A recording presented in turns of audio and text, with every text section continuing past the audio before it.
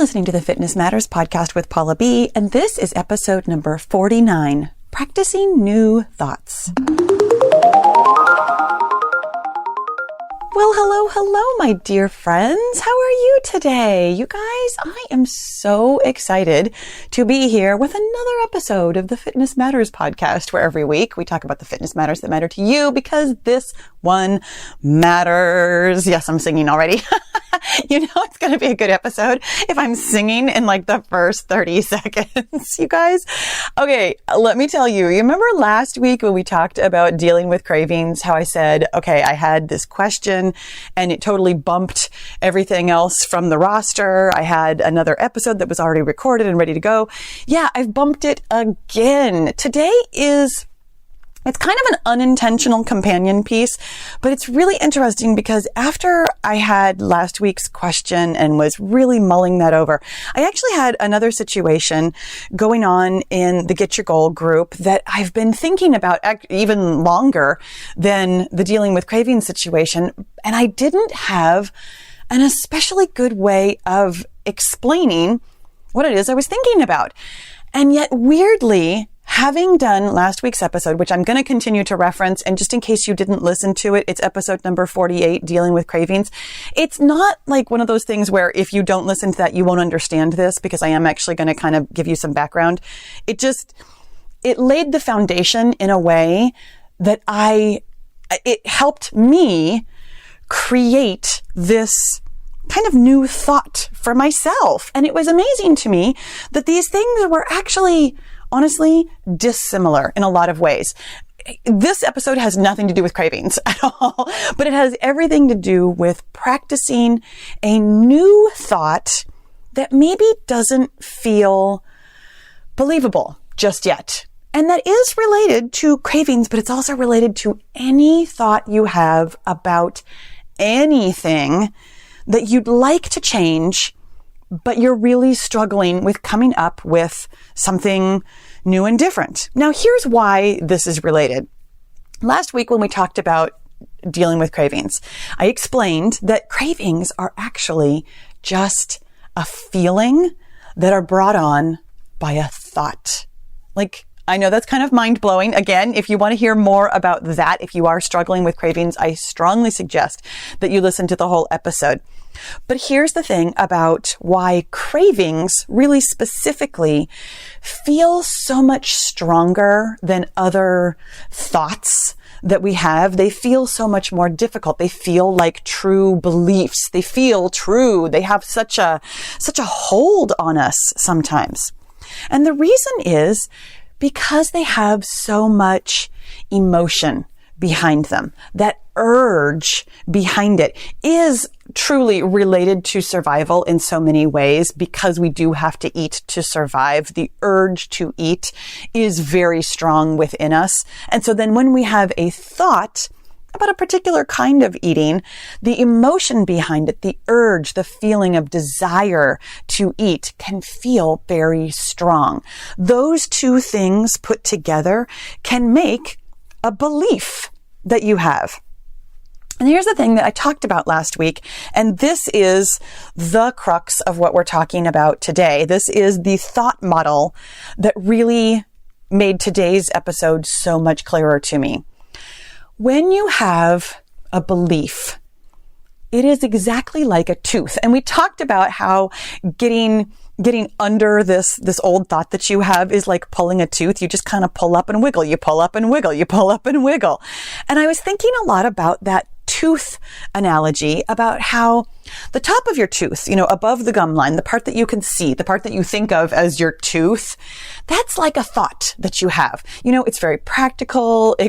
Not always logical, certainly, but it's something that you can kind of see and get a pair of pliers around.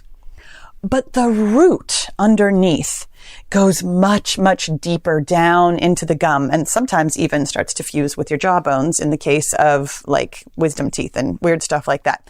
But anyways, the roots are like the emotions, the feelings that hold that tooth in place. So when you're trying to pull up an old thought, one of the best things that you can do is actually dissolve the roots. And we talked about this. The best way to keep wiggling at that tooth and get up underneath it and get it out of your gums is to kind of get underneath it with some logic. Ask your feelings questions. Your feelings hate questions, by the way, just so you know. One of the best ways to, I'm going to say, get some mastery over your emotions, but I don't love the way that sounds, because the goal actually isn't to control your emotions. It's simply to understand them and feel them rather than being afraid of them.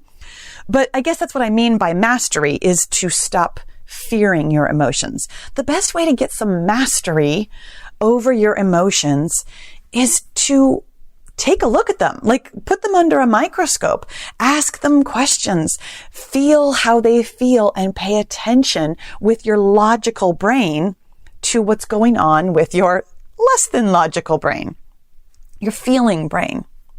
When you can master your emotions like that, you can actually kind of dissolve them. They are less strong because you have put language on them, because you have put them under a microscope, because you have asked them some questions and examined them a little bit more and made them more familiar to you.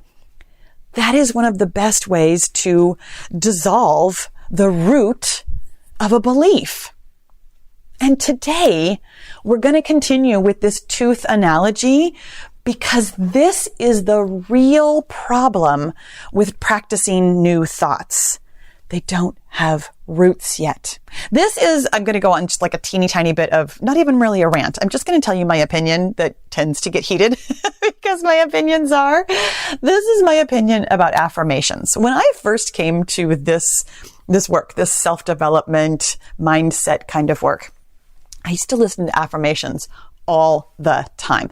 And I was so frustrated at how they didn't work. Like it was super annoying to me that all day, every day, I mean, obviously not really, but my exaggerating brain tries to tell me all day, every day, I was listening to these affirmations. I'm so happy and grateful for all of the abundance that I have in the world.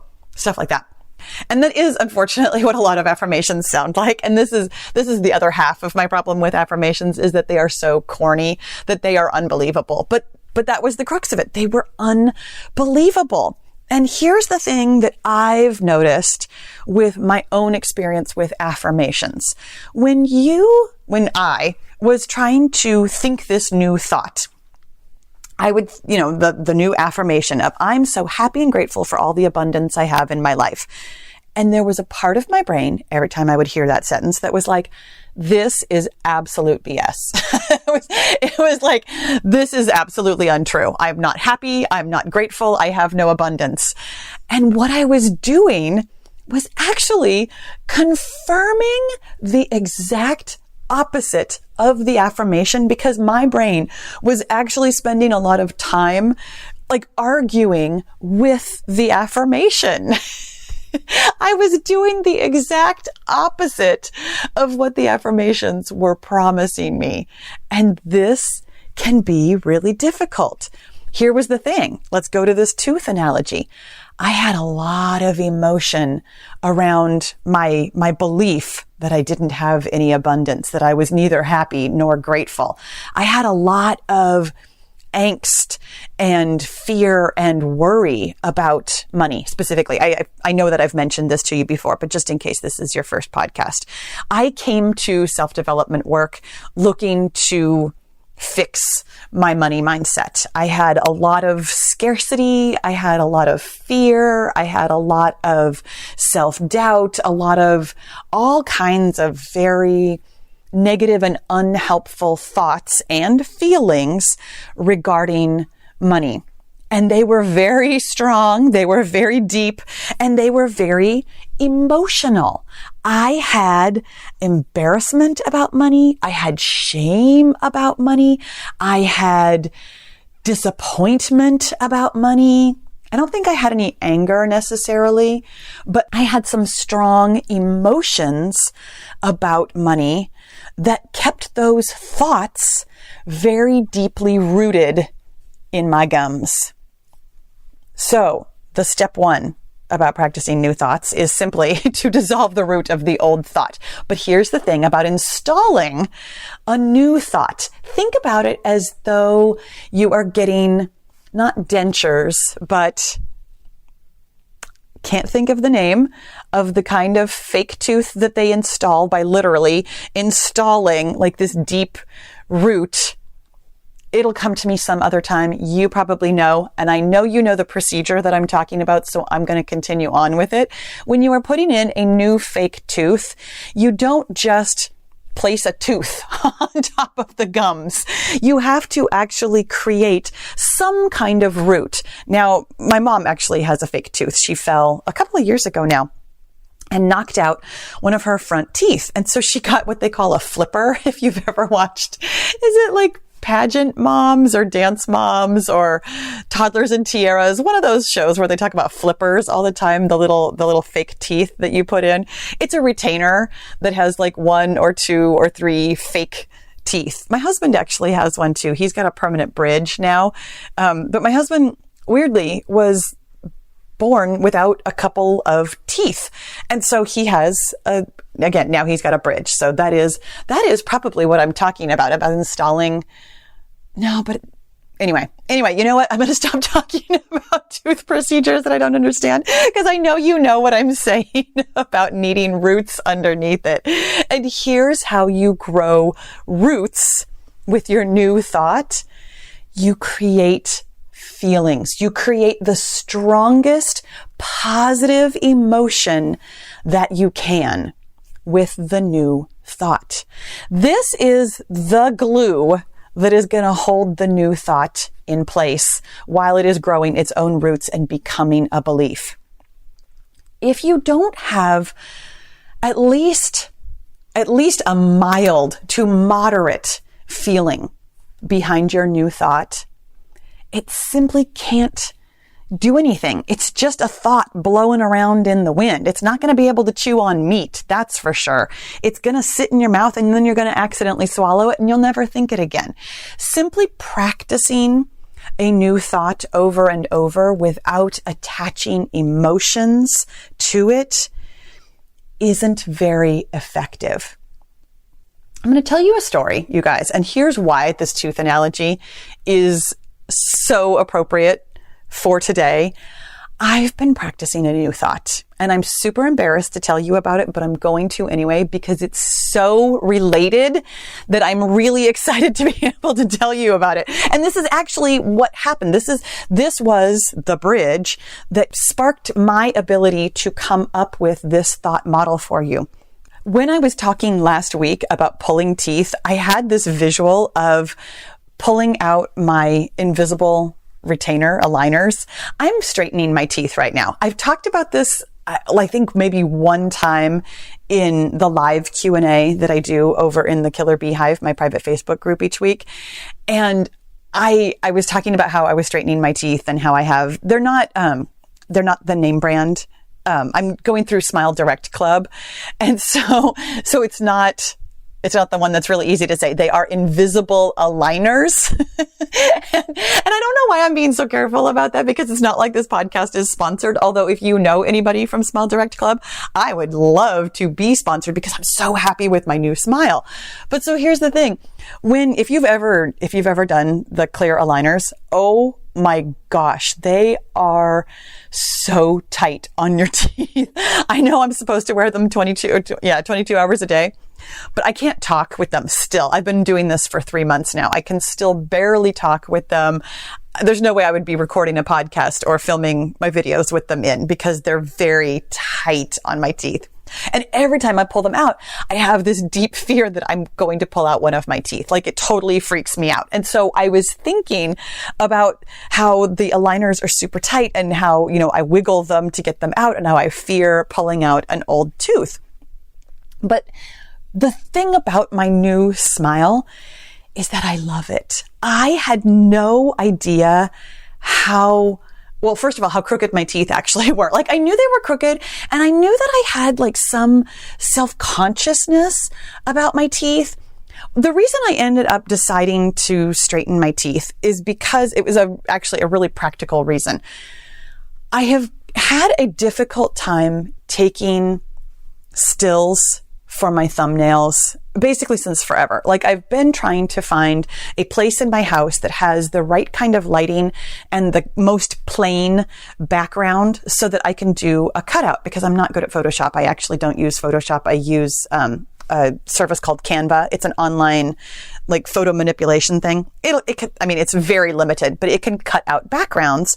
And so I'm trying to find a place in my house that has a nice clear background. And the place in my house that has a clear background has a particular form of lighting that hit one of my crooked teeth in a way that made it look like it was missing in certain photographs. It created this deep shadow on the side of my tooth that looked like I was actually missing that tooth. And it bothered me constantly that I would have this, in my opinion, otherwise perfectly lovely photograph, and then my smile looked like I was missing a tooth. I didn't care for that. I was very self-conscious about it.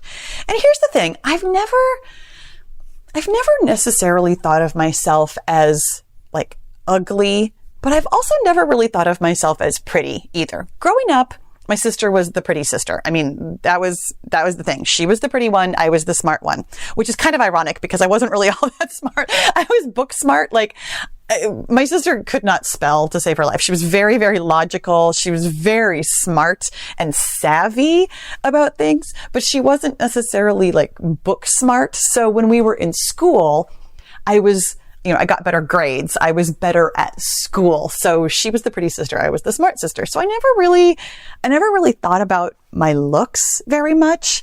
And even now, getting older, like getting wrinkles, my hair turning gray, it kind of doesn't bother me because I've never placed a lot of stock in being pretty. I never really thought about it. And I'm sure when I was younger, as a teenager, I probably, sat and looked in the mirror and picked my face apart. I'm sure I thought I was ugly, but it never, that's not like a lifelong thing. I never really thought very much about my face at all, honestly.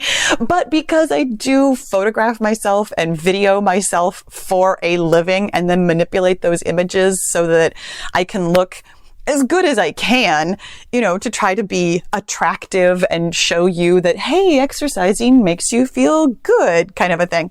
So I do think about my face more often now than I think I have since I was probably, a teenager.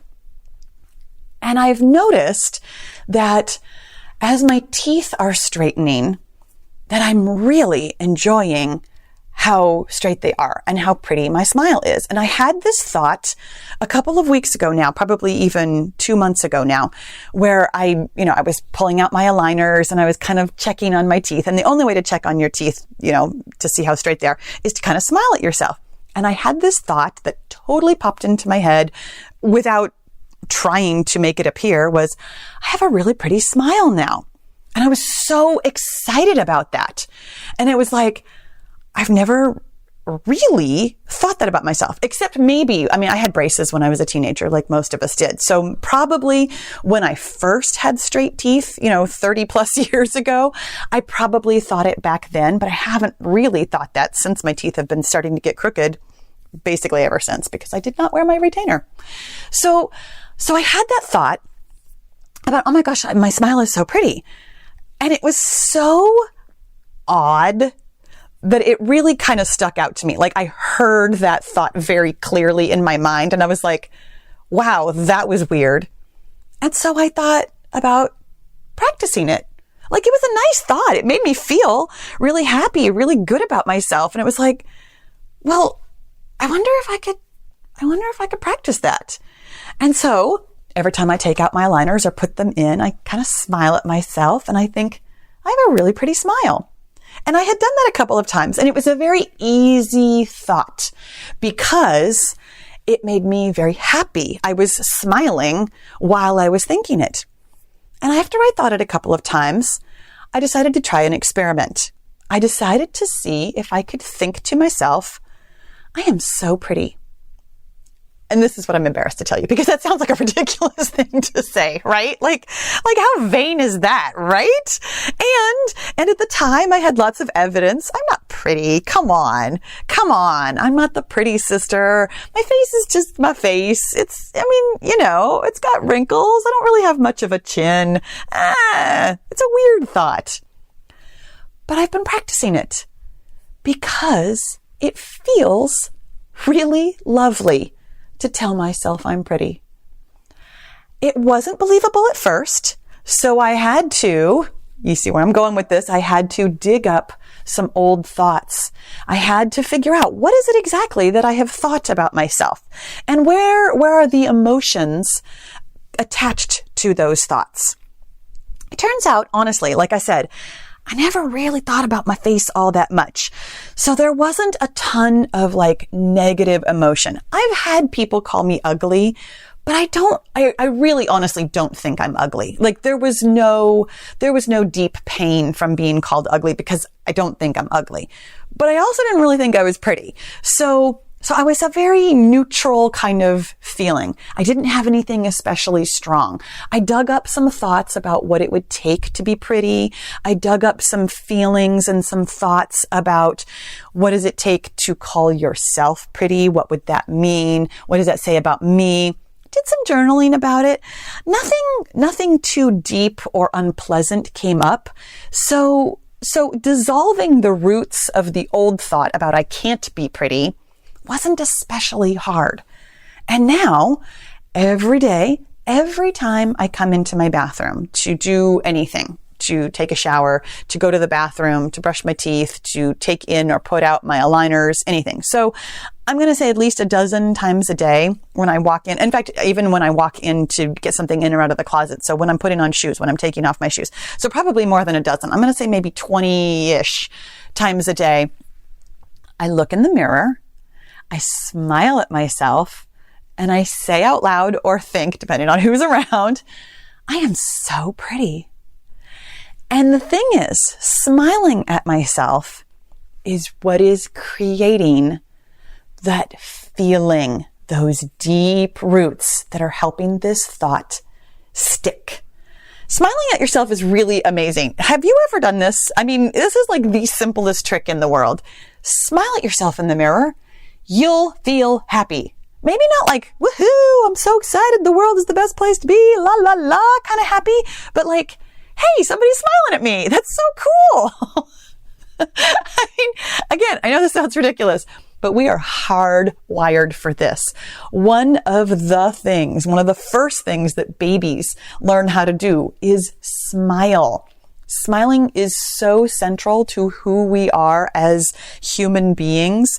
It is a universally recognized thing. And I know that it's really different in the animal world, which is why it's super weird that it is so important to us as humans to smile. But we do. And we all recognize it as a happy, positive emotion. It's really easy to feel that little tiny boost of, hey, I'm happy from a smile. And I am still very excited to see my new teeth. And I'm very excited now about possibly thinking about myself as pretty. It's very exciting. I could think of myself as pretty? Huh. How about that? So I have these emotional roots that are really helping this thought sink in. It's becoming very easy to think. I practice it a lot, as I mentioned, probably upwards of 20 times a day. So I'm practicing it a lot. I'm attaching that emotional component to it that makes it feel more anchored and more real. Now, how long will it take before this is a completely automatic thought? I have no idea. It's starting to feel automatic already, and I'm going to say I've been practicing it for a couple of months. This will be different for different thoughts. For an old thought that you have that has a lot of emotional drama around it, you might have to work a little bit harder to dig up and dissolve those old emotions with logic and with questions. But I'm going to really encourage you when you're practicing the new thoughts to think about what emotion you are attaching to your new thought. Because if you are simply going through the motions and trying to think this new thought, I'm beautiful, I have an amazing body, not really going to do a lot of sticking unless you've got some positive emotion around it. So what is it that you can say to yourself that feels, and I mean that really, feels positive, good, believable, maybe happy, exciting, some kind of positive emotion that you can really get behind, that you can really let yourself feel for 5 seconds. I mean, even as brief as 5 seconds at a time is going to anchor your new thought so much more significantly than simply practicing that thought, like thinking it, just like, here we go. I'm reading it off of a list. It's my checklist task for the day to just practice thinking this thought. And in that vein, just so you know, when you are simply practicing a thought to practice it, like for the sake of practicing it, what kind of emotion does that dig up in you? To me, just now, like even thinking about that, I was like, ugh, it's a chore. You might be unintentionally doing that same thing that I was doing with the affirmations. You might be unintentionally attaching a very mild, that's why you might not notice it, a very mild negative emotion to this new thought that you're trying to practice. Pay attention to what the new thought feels like. If it doesn't feel good, you're not going to get anything good out of it. It's a nice little rule of thumb. If you don't feel good, don't use it. It's not helpful. It's not getting you where you want to go. When you can think something, I'm so pretty, and I'm smiling now. I mean, I know you can hear that. I'm smiling now, even thinking that. Like, it's kind of hilarious to think this thought in a good way. Like, not like, oh, that's laughable and ridiculous, but like, I can think this about myself. That's amazing. I love it. I love it. It's a really happy thought. That is what your new thought should feel like to you. When you can bubble up some real enthusiasm for your new thought, you are growing the roots that will keep that thought deep in your jaw for as long as possible. You guys, this might have been one of the most practical things we've ever talked about. I hope that it felt practical to you, that you can think new thoughts with new feelings and it'll stick. That's so awesome. And even that thought right there, right? Like, it's exciting. That might be a new thought that you practice, simply that you can think new things. How about that?